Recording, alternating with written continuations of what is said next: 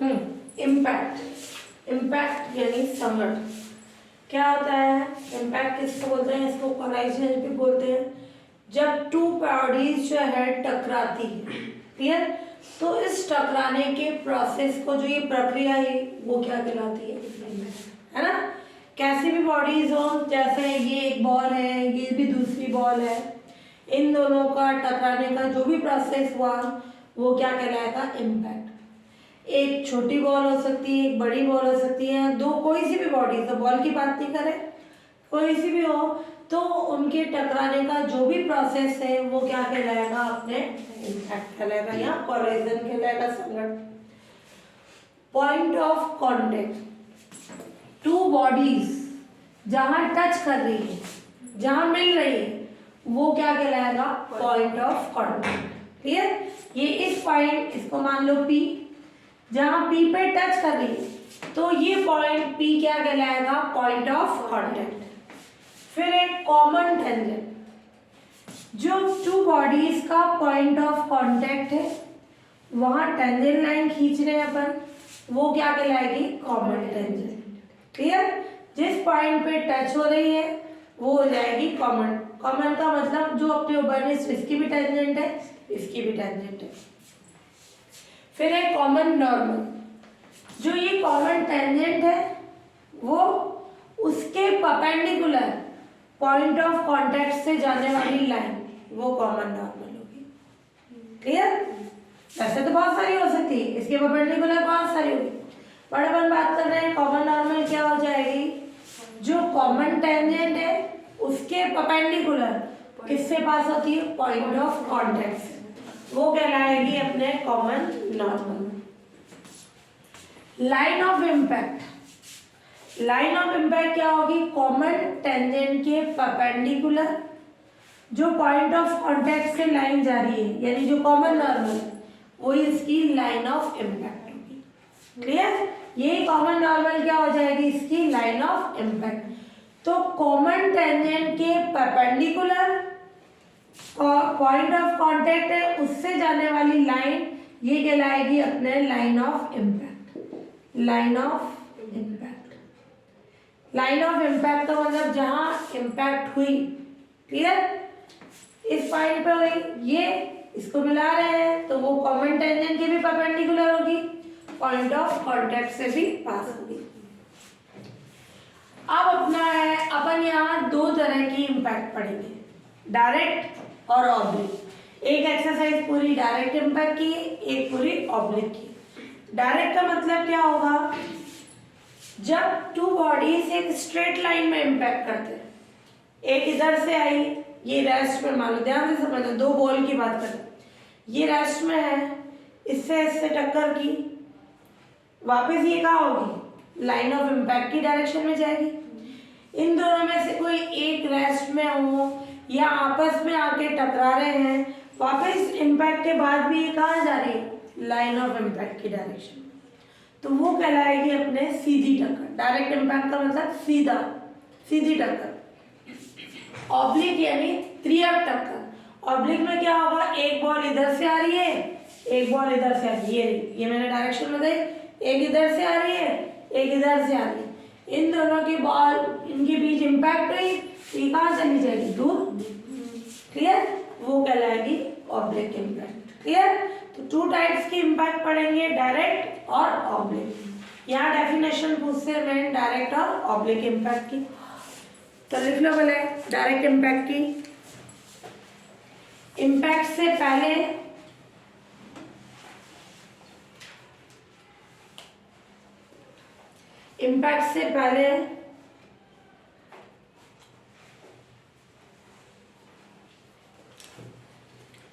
Two bodies, impact से पहले two bodies के मोशन की डायरेक्शन, जो उनकी गति की दिशा है,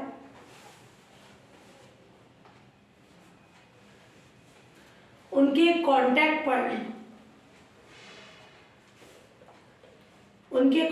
पॉइंट पर खींचे गए नॉर्मल की डायरेक्शन में है।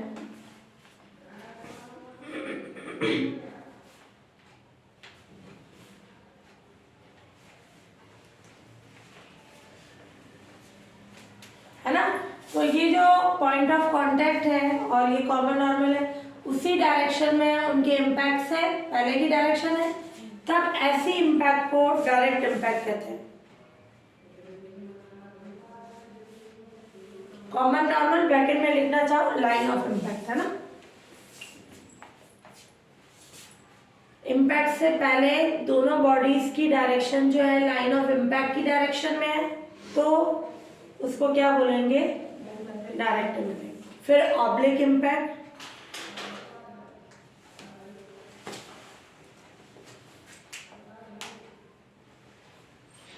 जब इम्पैक्ट से पहले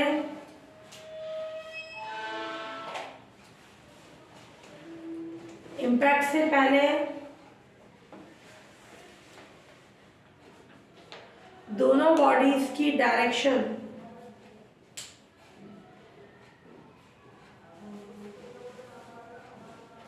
लाइन ऑफ इम्पैक्ट की डायरेक्शन में नहीं है,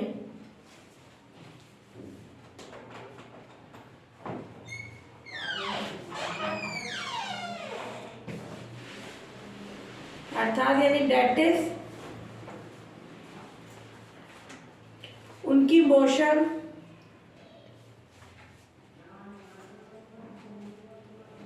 एक दूसरे को कट करती हुई लाइन की डायरेक्शन में, यूं ये कट कर रही है, एक इधर से आ रही है, एक इधर से आ रही है, ये यूं आ रही है, एक बॉल यूं आ रही है, एक यूं आ रही है, कट कर रही है एक दूसरे को, है ना?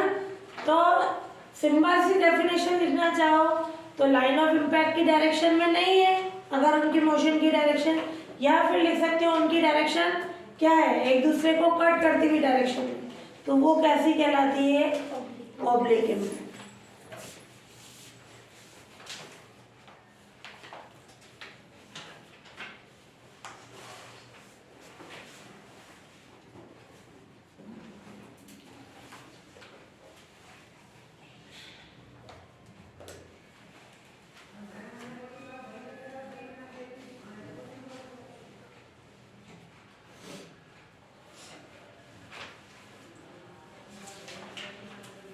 फिर सिंपल कंडीशन समझना, elasticity and elastic bodies. Elasticity and elastic bodies क्या होता है? जैसे मैंने एक रबड़ की गेंद है ना, उस बॉल को मैंने नीचे फेंका, वो क्या करेगी? रिबाउंड होगी, उछलती, क्लियर? या मैंने एक कांच की बॉल को फेंका, वो भी नीचे जाके उछलती, बट वो कम हाइट तक जाती। तो और शीशे की बॉल ले लें, उसकी कंडीशन अलग अलग होगी। तो अगर अपन तीन तरह की अलग अलग बॉल से, कांच की, रबड़ की, शीशे की, अलग मेटल की, जैसे भी उसको फेंकते हैं नीचे, तो एक बॉल हो गई, ये बॉडी हो गई, है ना? दूसरा फर्श भी क्या हो गया? बॉडी हो गई। जब अपन इन दोनों की इम्पैक्ट करा रहे हैं कि मैं उसको फेंक रही, तो वो रिबाउंड होती है, वो क्या होती है? उछल के अलग अलग हाइट पे जाएगी। वो किसके कारण होती है? उनमें इलास्टिसिटी के कारण। रबड़ की इलास्टिसिटी ज़्यादा होती है, वो ज़्यादा हाइट तक जाएगी। कांच की, शीशे की कम होती है, तो वो कम हाइट तक जाएगी। क्लियर? तो इलास्टिसिटी में क्या हो जाएगा? वो डिपेंड करेगी किस तरह के मटेरियल पे रिबाउंड हो रही है, किस हाइट तक जा रही है, वो अपन कंडीशन देखेंगे, है ना? तो वो इलास्टिसिटी के कारण होगा। और अगर बॉल नहीं उछलती है तो उसको क्या बोलते हैं अपन? अप्रत्यास्थ, इनइलास्टिक। उनमें इलास्टिसिटी है ही नहीं, जिनके कारण वो उछलेगी नहीं, ऊपर ही नहीं जाएगी, फेंकेंगे नीचे रुक जाएगी। पीरियड ऑफ कंप्रेशन, संपीड़न काल की इम्पैक्ट के दौरान क्या होगा? जब पिंड क्या होता है, जो बॉडी होती है उसका शेप थोड़ा सा चेंज होता है, थोड़ा सा पिचक जाता है ना, उसमें कंप्रेशन हो जाता है। तो जब उसमें दबने के बाद वो वापस अपने क्या आ जाता है? शेप में आ जाता है, तो वो कहलाता है पीरियड ऑफ रेस्टिट्यूशन, है ना? संपीड़न काल। फिर है period of period of compression था। कंप्रेशन में तो क्या था? दब के उसके शेप में चेंज हो जाता है, दब रहा है, कंप्रेशन हो रहा है, तो पीरियड ऑफ वो कंप्रेशन। पीरियड ऑफ रेस्टोरेशन यानी अगर वो कंप्रेस हुआ वापस उसके ओरिजिनल शेप में आया, वो टाइम क्या कहलाता है? पीरियड ऑफ रेस्टोरेशन यानी प्रत्यानयन काल। मैंने इसकी दो डेफिनेशन दी, डायरेक्ट और ऑब्लिक, बाकी बेसिक कॉन्सेप्ट समझ आ गया। पीरियड ऑफ कंप्रेशन यानी जो बॉडी दब रही है वो टाइम होगा period of compression. Period of restoration यानी दब के वापस ओरिजिनल शेप में आ जाए, वो होगा उसका प्रत्यानयन काल, है ना, पीरियड ऑफ रेस्टोरेशन की कंडीशन। अब है loss of impact. Loss of impact दो तरह के लॉस हैं। पहले है Newton's experimental law. Two elastic bodies है, इसमें इम्पैक्ट के लिए कैसी बॉडीज लेंगे अपन? इलास्टिक, जिनमें इलास्टिसिटी होगी, है ना। तो टू इलास्टिक बॉडीज के इम्पैक्ट के बाद उनकी रिलेटिव वेलोसिटी, जो सापेक्ष वेग, रिलेटिव वेलोसिटी क्या होती है? एक को फिक्स करके उसके रेस्पेक्ट में दूसरी को लिया जाता है ना, वो कहलाती है उसकी रिलेटिव वेलोसिटी यानी सापेक्ष वेग। एंड इम्पैक्ट के पहले उनकी रिलेटिव वेलोसिटी क्लियर कांस्टेंट होती है उनका, बट वो नेगेटिव रेशियो में होता है। तो इम्पैक्ट से बाद और इम्पैक्ट से पहले रिलेटिव वेलोसिटी का जो रेशियो होता है वो क्या होता है? कांस्टेंट, बट कैसा होता है? नेगेटिव। क्लियर। तो ये क्या होगी कंडीशन, ध्यान से देखना। ये एक बॉल है u1 वेलोसिटी से जा रही है, ये दूसरी बॉल है u2। अपन ये लाइन ऑफ इम्पैक्ट की डायरेक्शन में गए, यूं नहीं लग रहा है कि ये टेढ़ी आ रही है, वो ऑब्लिक होगा। अभी अपन डायरेक्ट इम्पैक्ट की बात कर रहे हैं, तो ये Newton's law simple direct impact के लिए होता है ना, ऑब्लिक के लिए भी होगा, उसके कंपोनेंट्स में चेंज करा के फिर करेंगे। तो एक बॉल u1 वेलोसिटी से जाके दूसरी बॉल जिसकी वेलोसिटी क्या है? u2, उससे इम्पैक्ट करती है। इनके बीच इम्पैक्ट तभी होगी जब ये फास्ट जा रही है। मान लो इसकी वेलोसिटी 4 मीटर पर सेकेंड है, इसकी 6 है, क्या इनके बीच इम्पैक्ट हो पाएगी? नहीं। ये धीरे चल रही, ये तेज, ये तो आगे बढ़ जाएगी। इम्पैक्ट होने के लिए u1 क्या होना चाहिए? तो u1 u2 उनकी इम्पैक्ट से पहले की वेलोसिटीज है, इम्पैक्ट के बाद उनकी वेलोसिटीज क्या है? v1 v2। क्लियर। तो इम्पैक्ट के बाद उनकी वेलोसिटीज है v1 और v2। अब अपन देखें इनमें इनकी वेलोसिटी से v1 और v2, जब इससे इम्पैक्ट की, दोनों में कुछ ना कुछ वेलोसिटी थी, बट ये फास्ट जा रही थी। ये जब फास्ट जाएगी, ये इससे इम्पैक्ट करेगी, तो अपनी कुछ वेलोसिटी भी इसको देगी। तो इम्पैक्ट के बाद इनकी वेलोसिटी v1 v2 होगी, बट इसमें क्या होगा? v2 ग्रेटर देन होगा v1 से बड़ा। क्लियर। क्योंकि ये फास्ट चल रही थी, इससे अपनी वेलोसिटी इसको धक्का लगा, अपनी वेलोसिटी इसको कुछ दे दी, तो इम्पैक्ट के बाद v2 बड़ी होगी, v1 कम होगी। क्या इनके बीच एक से ज्यादा बार इम्पैक्ट हो सकती है? हो सकती है। इससे इम्पैक्ट की, वापस आई, या ये वापस पीछे गई, वापस आके, इस तरह से पॉसिबल है।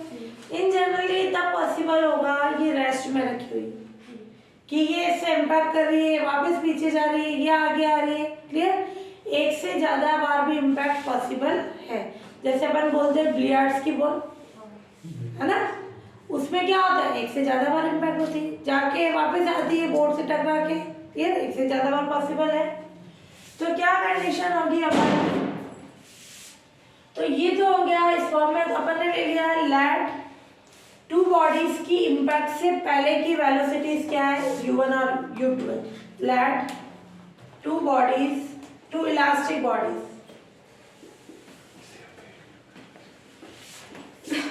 बॉडीज लिखो या बॉल्स लिखो, है ना, बॉल्स के कॉन्सेप्ट से भी कर सकते हैं।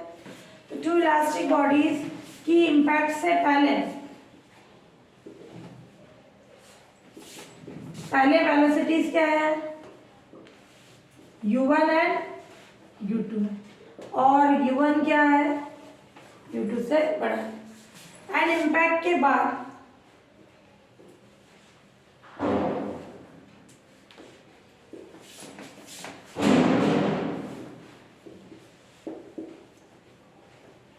बॉल्स लिखता हूँ।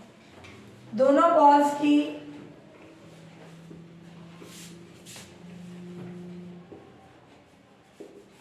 Velocities v1 and v2। Clear? तो इम्पैक्ट के बाद दोनों बॉल्स की वेलोसिटीज क्या हो जाएगी, v1 एंड v2।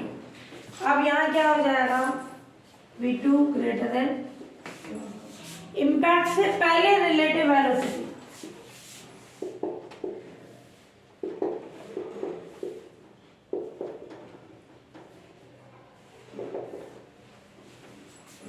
क्या होगी, u1 minus u2।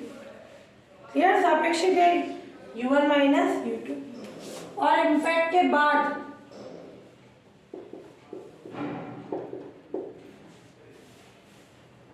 Relative velocity v1 minus v2। Clear? इसमें भी वही कॉन्सेप्ट चलेगा।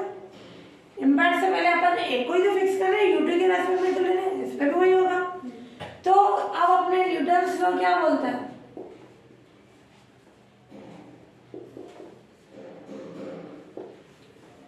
इम्पैक्ट के बाद रिलेटिव वेलोसिटी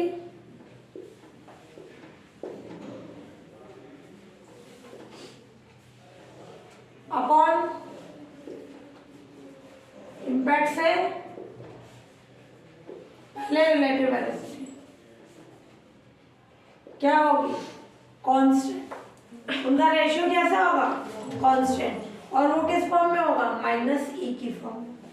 ये क्या है, इम्पैक्ट के बाद relative velocity v1 minus v2 minus u2 minus को इधर भेज सकते हैं, v2 minus v1 upon u1 minus u2 ई। ये अपना न्यूटन्स लॉ है। क्लियर? ये अपन क्वेश्चंस में काम में लेंगे, चाहे बॉल ऑब्लिक कर रहा है इम्पैक्ट, चाहे डायरेक्ट इम्पैक्ट कर रहा है ना।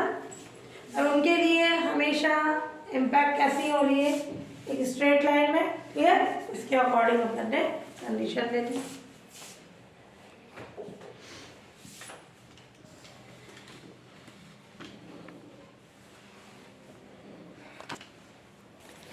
ई की वैल्यू फिक्स होती है, ई 0 के इक्वल, 0 से बड़ा, 1 के इक्वल, 1 से छोटा।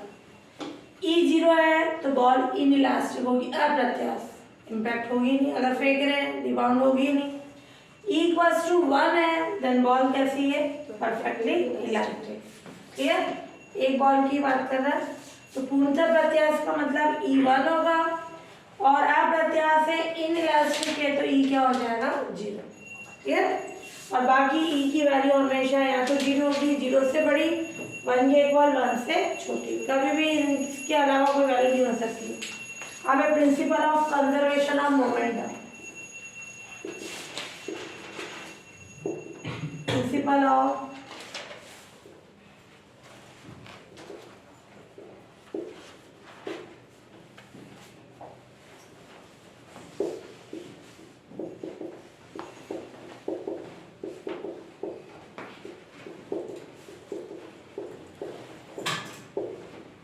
संवेग संरक्षण का नियम। ध्यान से देखना क्या कंडीशन है, दो बॉल्स है, इनके मासेस m1 और m2 जो द्रव्यमान है। क्लियर? m1 और m2, m1 और m2 मास की दो बॉल्स है, एक है ए, एक है बी। इनकी इम्पैक्ट से पहले की वेलोसिटीज क्या है, u1 और u2। डायरेक्शन भी शो करना है कि दोनों राइट में जा रही है, या तो दोनों लेफ्ट में आएगी या दोनों राइट में आएगी। क्लियर? और u1 u2 से बड़ा है। इम्पैक्ट के बाद इनकी वेलोसिटीज क्या है, v1 और v2। v2 क्या होगी, v1 से। क्लियर? अब इसमें क्या होगा, इसका मास m1, इसका m2।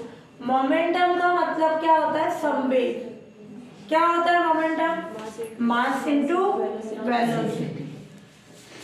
तो संवेग संरक्षित होता है, जितना पहले था इम्पैक्ट से उतना ही इम्पैक्ट के बाद। क्या होगा, इम्पैक्ट से पहले m1 u1 plus m2 u2 is equals to impact के बाद m1 v1 plus m2 v2। Clear? ये होगा प्रिंसिपल ऑफ कंजर्वेशन। तो एक तो अपन काम में लेंगे न्यूटन्स लॉ और एक प्रिंसिपल ऑफ कंजर्वेशन जो है ऑफ मोमेंटम। तो अपन ले लें लेट m1 एंड m2 मास की 2 बॉल्स है,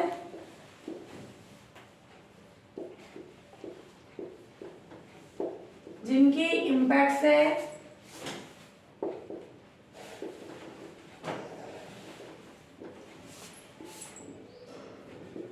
पहले की वेलोसिटी क्या है u1 और u2 एंड इम्पैक्ट के बाद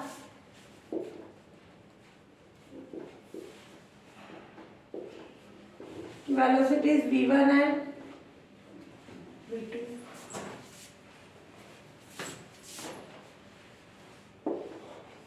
क्लियर? तो इम्पैक्ट से पहले की जो है u1 और u2 और इम्पैक्ट के बाद की v1 और v2 है। तो क्या कंडीशन हो जाएगी इसमें, और ये बता देना u1 ग्रेटर देन u2 है और ये v2 क्या हो जाएगा ग्रेटर देन v1। देन क्या हो जाएगा conservation of momentum, then m1 u1 plus m2 u2 m1 v1 m2 v2। ये क्या हो गया principle of conservation of momentum. Direct impact of two smooth elastic spheres, यानी दो चिकने प्रत्यास्थ गोलों का समक्ष संघ, यानी डायरेक्ट इम्पैक्ट। समक्ष यानी डायरेक्ट की कंडीशन। अब इसमें ले रहे हैं m1 और m2 मास के क्या हैं 2 बॉल्स है, इसी में पढ़ना है, ये डायग्राम बनेगा।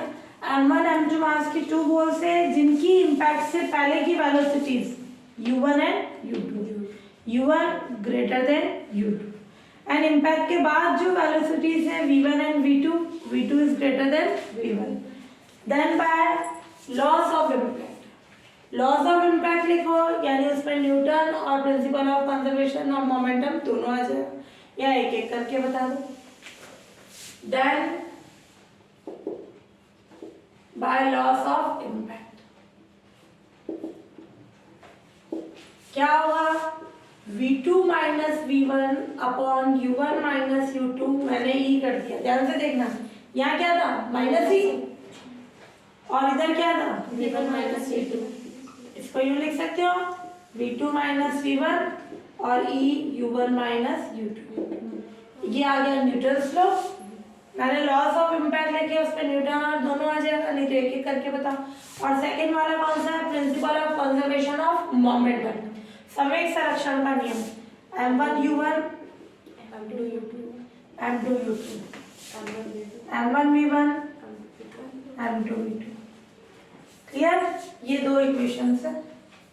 तो क्या करें, इन दोनों को अपन सॉल्व करें, v1 और v2 निकालेंगे कि इम्पैक्ट के बाद जो आफ्टर वेलोसिटीज क्या है। तो v1 एंड v2 कैसे फाइंड करोगे, मैं इसको मल्टीप्लाई करा दूं किससे m1 से, ध्यान से देखना, इसको मैं m1 से मल्टीप्लाई करा दूं, दोनों को क्या करें ऐड, किसकी वैल्यू आ जाएगी v2 की।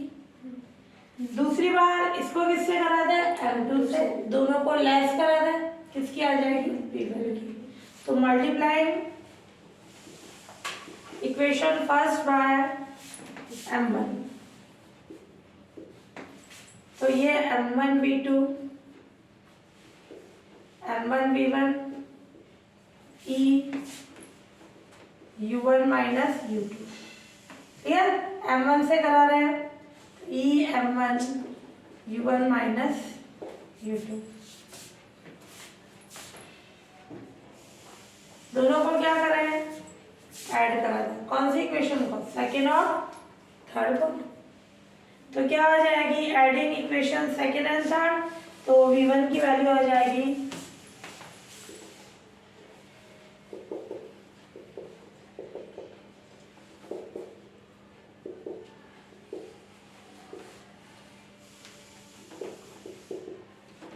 क्लियर, v1 आ जाएगा u1 m2 माइनस ई m2 और m2 u2, डायरेक्ट लिखने में सॉल्व कर लेना अपॉन, और ये m2 u2 u1 minus u2 multiply हो रहा है अपॉन m1 प्लस m2, ये v1 आ जाएगा। क्लियर? इन दोनों को सॉल्व करेंगे। ऐसे ही अपन क्या करें, इस पे किससे मल्टीप्लाई करें, मल्टीप्लाइंग इक्वेशन किससे, फर्स्ट को किससे करा है, एक बार m1 से करा है, m2 से करा है। मल्टीप्लाइंग इक्वेशन फर्स्ट बाय किससे, m2, तो क्या आ जाएगा, m2 v2 m2 v1 e m2 u1 minus u2, ये फोर्थ इक्वेशन। क्लियर?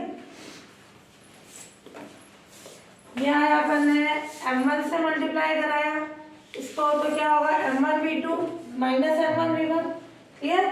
अब इन दोनों को अपन ने ऐड करा दिया ताकि इससे m1 v1 कैंसिल हो गए। अब मैं m2 से करा रही हूँ तो क्या करेंगे, दोनों को लेस करा दो by equation second minus fourth, किसकी वैल्यू आ जाएगी, v2 की। यानी इम्पैक्ट के बाद की वेलोसिटीज किस फॉर्म में आ गई, इम्पैक्ट से पहले की वेलोसिटीज की फॉर्म में।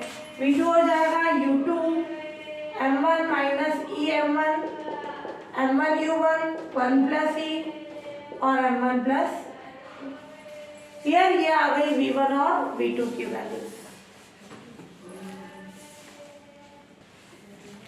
Direct impact of a sphere with the fixed plane.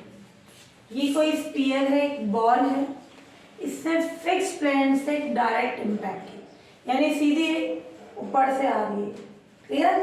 किसी वेलोसिटी से फेंक रहे हैं, एक होता है रेस्ट से फेंकना, फ्रीली गिरना, फ्रीली नहीं आ रही है, किसी वेलोसिटी से अपन इसको फेंक रहे हैं, बट ये प्लेन कैसा है, फिक्स्ड। एक बॉडी हो गई बॉल, दूसरी बॉडी हो गई फिक्स्ड प्लेन।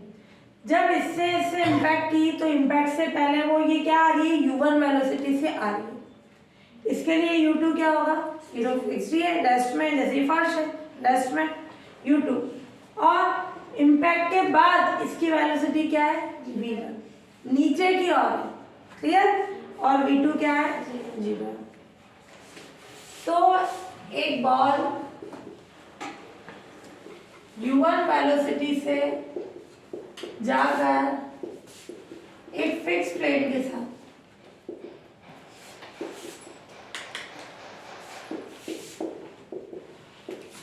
डायरेक्ट इम्पैक्ट करती है।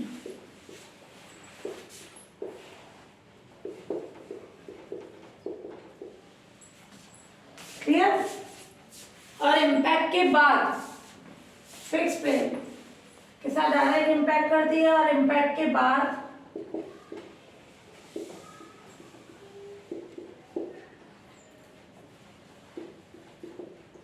बॉल की वेलोसिटी कितनी है, v1, और फिक्स प्लेन के लिए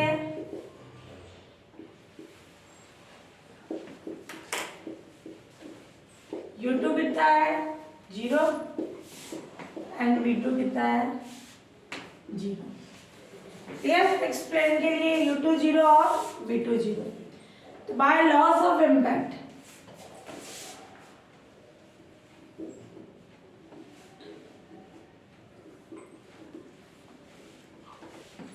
लॉस ऑफ इम्पैक्ट क्या होंगे, उस पर न्यूटन वाला ही लेना। क्लियर? By Newton's law.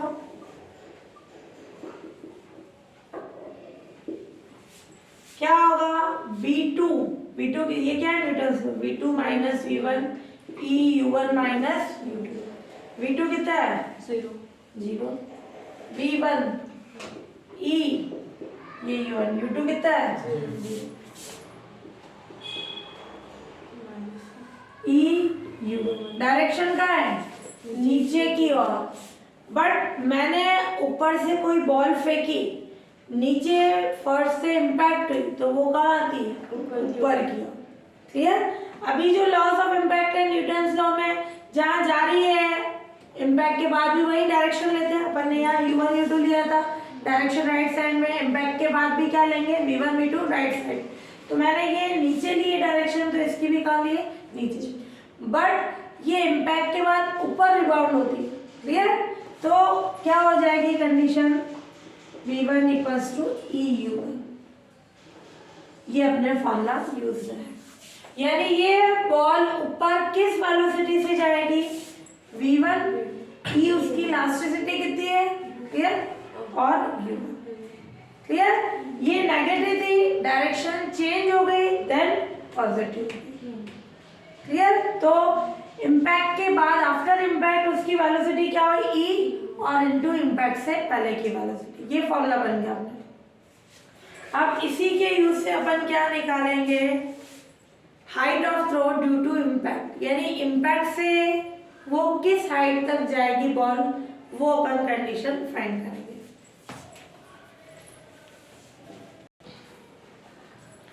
हाँ, अब है height of throw due to impact, यानी इम्पैक्ट से उछाल की कितनी ऊंचाई है।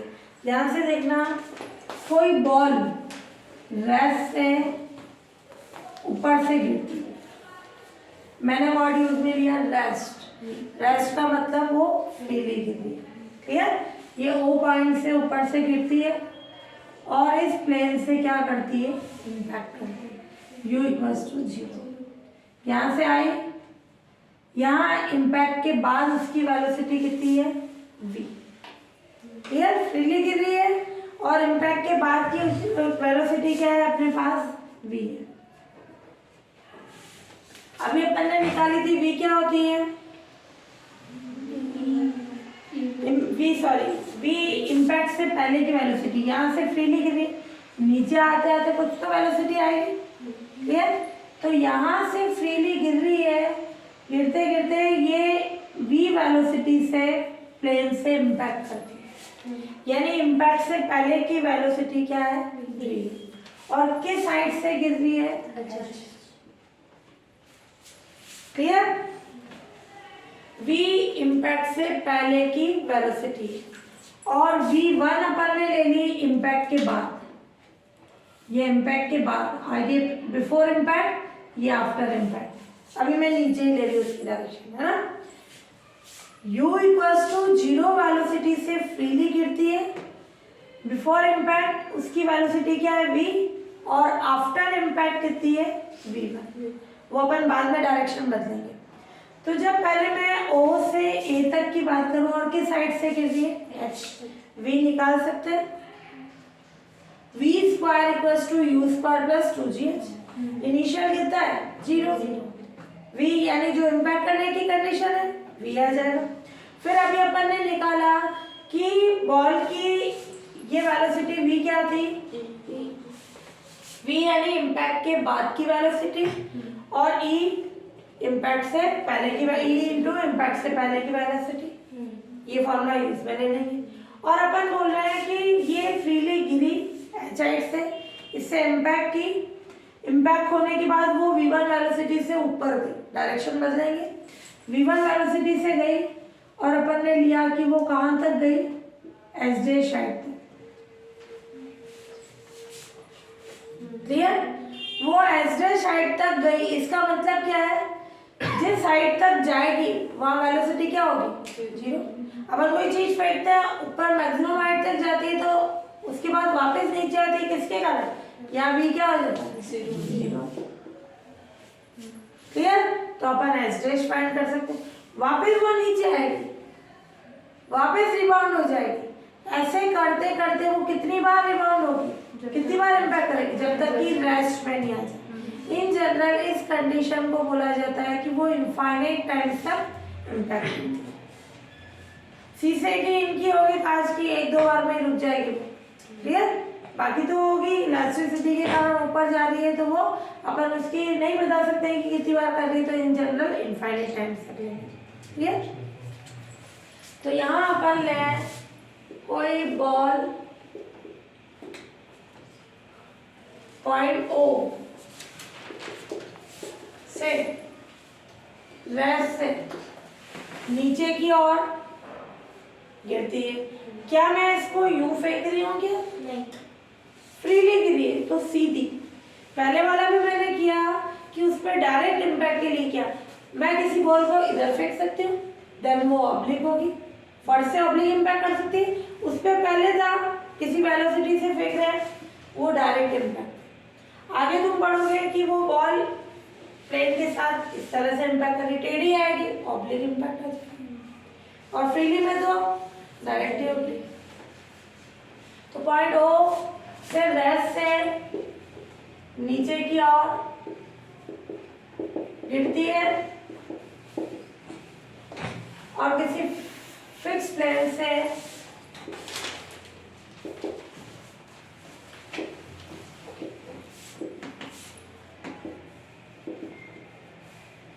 डायरेक्ट इम्पैक्ट करती है। क्लियर? सो v स्क्वायर क्या होगा? रुको, इम्पैक्ट करती है और इम्पैक्ट से पहले बॉल की वेलोसिटी क्या है? v एंड इम्पैक्ट के बाद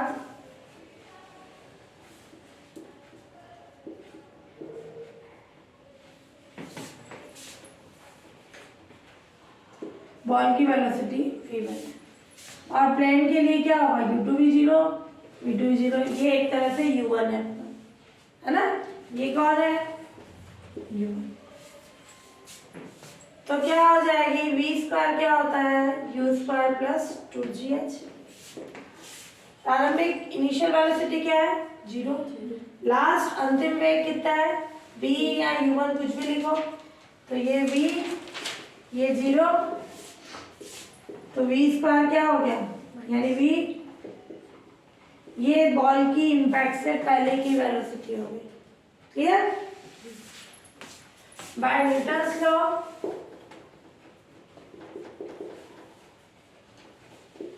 u1 minus u2 v1 minus v2 minus v1 ले लो, e पॉजिटिव ले लेंगे। वैल्यूज रख दो। v2 कितना है? 0। v1 है, इम्पैक्ट के बाद की वेलोसिटी। u1 अपन ने क्या माना है? v मानो, u1 ही रखो। u2 कितना है? 0। v1 कितना आ गया? माइनस e v, ये नीचे की ओर, तो v क्या होगा? ev ऊपर की ओर, तो v1 कितना हो गया? e under of 2gh। Clear? ये कंडीशन हो गई, ये v1 की वैल्यू आ गई। अब अपन क्या करेंगे इसमें? अपन ने बोला कि बॉल v1 वेलोसिटी से ऊपर की ओर h डैश हाइट तक जाती है। ये पूरा डेरिवेशन आगे क्वेश्चन में भी काम में आएगा, पूरा सॉल्व करेंगे, है ना। लेट बॉल v1 वेलोसिटी से ऊपर पॉइंट B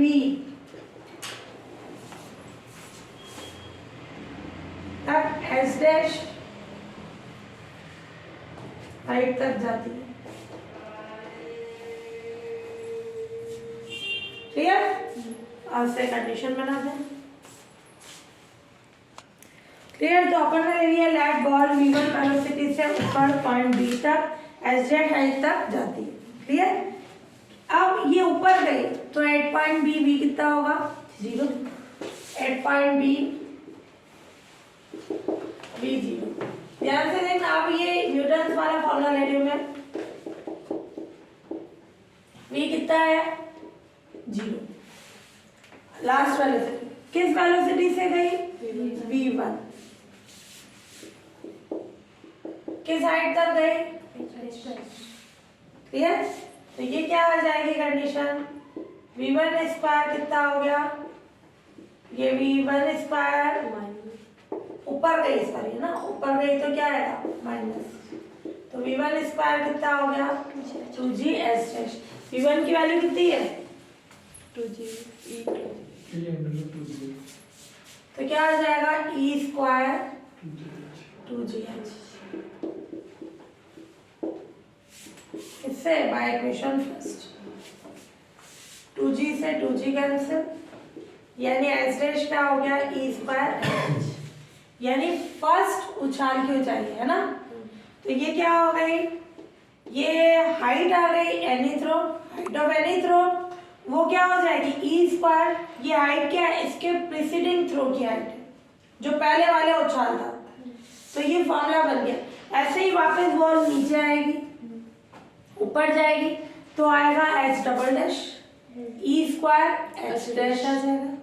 वापस ऊपर गई H triple dash e square H double dash. तो ये फॉर्मूला बन गया height of any throw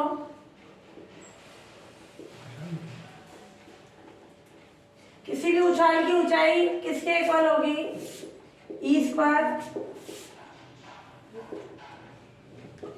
height of preceding throw.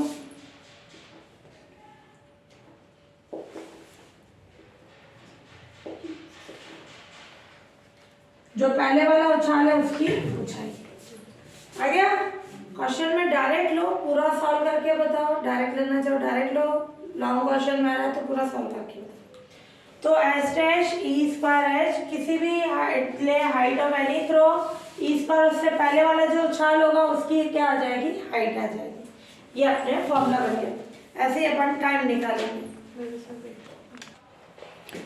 हाँ, time of throw due to impact. ध्यान से देखना कि इसमें भी बॉल u0 वेलोसिटी से नीचे आ रही है, क्लियर, फिक्स प्लेन से इम्पैक्ट कर रही है, इम्पैक्ट और किस वेलोसिटी से कर रही है, v वेलोसिटी से, क्लियर। इम्पैक्ट के बाद वेलोसिटी क्या है, v1, और वो ऊपर गई। अपन ने ले लिया यहाँ से ऊपर जाने का टाइम कितना है, कुछ भी ले लो, t ले लो, किसी भी फॉर्म में ले लो। यहाँ से नीचे आने का टाइम स्मॉल t ले लिया। इस साइड पे h हाइट से आ रही है और o से a तक आने में कितना टाइम लगता है, t। जब फर्स्ट बाउंड टाइम रिबाउंड हुई उछलती है वो टाइम कैपिटल T ले लिया, कैपिटल T निकालना अपने को, है ना। पहले हाइट निकाली, वही कंडीशन, u0 वेलोसिटी से बॉल नीचे की और आकर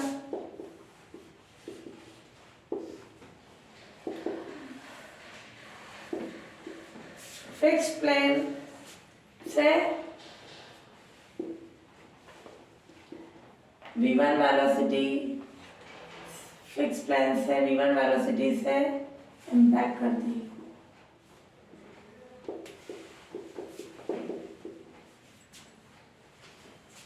क्लियर। फिर इसमें क्या हो जाएगा, एंड इम्पैक्ट के बाद की वेलोसिटी ये u1 है, इम्पैक्ट के बाद बॉल की वेलोसिटी कितनी है, v1। तो ये क्या हो जाएगा, एक तो v square equals to u square plus 2gh, clear. इससे तो हाइट आएगी ना, v निकाल जाएगा, v कितना आ जाएगा, ये 0 नहीं, ये 0 है, ये आ गया। लेट ओ से ए तक का टाइम t है, h equals to u t plus half, u कितना है, प्रारंभिक वेग initial velocity 0,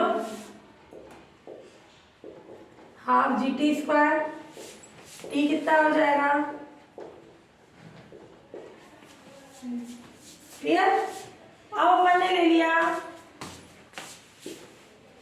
ball v1 velocity से ऊपर जाकर, पहले वो इम्पैक्ट भी कराओ बाय न्यूटन्स लॉ।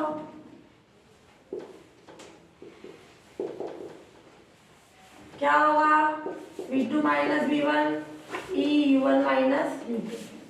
v2 कितना है अपने पास 0, v1 है, e u1 क्या रखा है अपन ने, v u2 0। ये डायरेक्शन बदले, ये ऊपर की ओर, v कितना है अंडर ऑफ 2gh, क्लियर। ये जो पहले वाला कॉन्सेप्ट था केवल मैंने ये एक्स्ट्रा किया, वही पहले वाले ही। अब अपन क्या लें, लेट बॉल है ना पॉइंट बी तक जाती है और ए से बी तक ऊपर जाने का टाइम कैपिटल टी है। लेट पॉइंट बी तक ऊपर की ओर जाती है एंड ऊपर की ओर जाती है और ऊपर की ओर जाने में एंड पॉइंट बी तक जाने का टाइम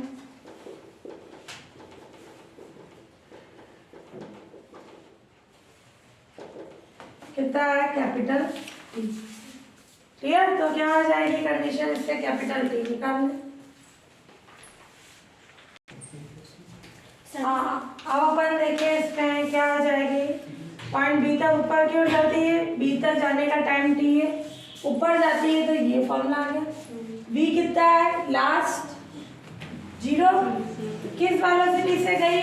v1 माइनस gt1, तो v1 equals to gt। v1 कितना है? e under of 2gh, gt यानी g से डिवाइड करा दो, तो t आ गया अपने पास time e under of 2h upon g। Clear? ये भी लिख सकते हो, नहीं तो तुम्हारा ये क्या था अपने पास, ये कौन सा टाइम था अपन ने निकाला था? et, नीचे आने का टाइम, तो ये क्या आ गया? t इक्वल्स टू et, यानी फर्स्ट टाइम जब वो उछलता है वो टाइम क्या हो जाएगा? रिबाउंड होता है e, इससे पहले वाली हाइट का जो है टाइम आ जाएगा, प्रीसीडिंग हाइट का टाइम। क्लियर? तो ये आ गया अपना formula, t equals to et की फॉर्मूला।